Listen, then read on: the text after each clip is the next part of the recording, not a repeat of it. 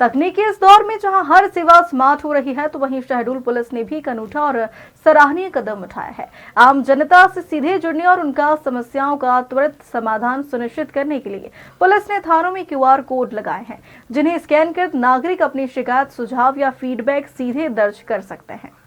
आपको बता दें, शहडोल पुलिस अधीक्षक रामजी श्रीवास्तव की पहल पर शुरू की गई इस नवाचार के तहत अब हर थाना परिसर में खास QR कोड लगाया जाएगा, जिसे स्कैन कर आम लोग अपनी शिकायत, सुझाव या फीडबैक दे सकेंगे। इस सिस्टम की सबसे खास बात यह है कि इस QR कोड के जरिए लोग यह भी दर्ज कर सकेंगे कि उन्हें थाने में त्वरित सुनवाई मिली है या नहीं। यह पहल पुलिस प्रशासन की पारदर्शिता और जवाबदेही को एक नया आयाम देती है। अब लोगों की शिकायतें सिर्फ रजिस्टर तक सीमित नहीं रहेगी, बल्कि डिजिटल रूप में उच्च अधिकारियों तक भी पहुंचेगी, जिससे समय पर कार्रवाई संभव हो सकेगी।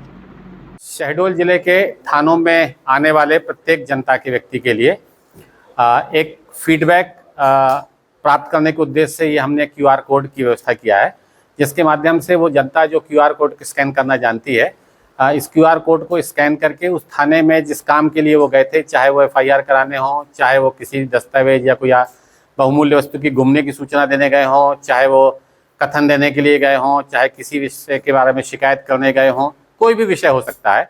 तो जो भी संभावित विषय, उन सब चीज़ों का उल्लेख इसमें किया गया है। इसमें वो अपना फीडबैक दे सकते हैं कि थाने पे जिस कारण से वो गए थे उसमें उनकी सुनवाई हुई तो वो संतुष्ट हैं या नहीं है। अगर वो असंतुष्ट हैं तो किन कारणों से असंतुष्ट हैं, ताकि उसकी समीक्षा हमारे थाना प्रभारियों द्वारा की जा सके। और उस असंतुष्टि में अगर कोई चीज़ ऐसी है जो वैधानिक रूप से किया जाना संभव है तो वो की जाए, ये हम सुनिश्चित करने का प्रयास करेंगे।